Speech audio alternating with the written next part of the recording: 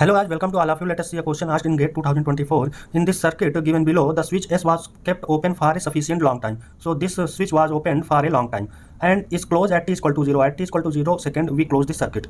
The time constant in second of circuit for t greater than 0 is. So time constant for this circuit has been asked. As we can see, this is a RL circuit and we know that time constant for a RL circuit will be equal to L equivalent upon R equivalent. We can see that here only one inductor is present, so it will be only L upon R equivalent will be equivalent resistance of the circuit across this inductor. So let us see how can we solve it.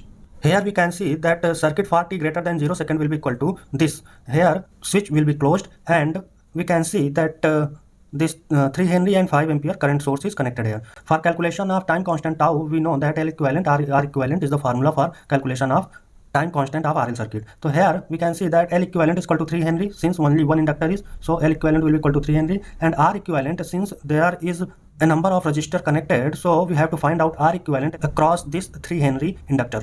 For that we will calculate RTH of this circuit. So for the calculation of the RTH, we will open this current source.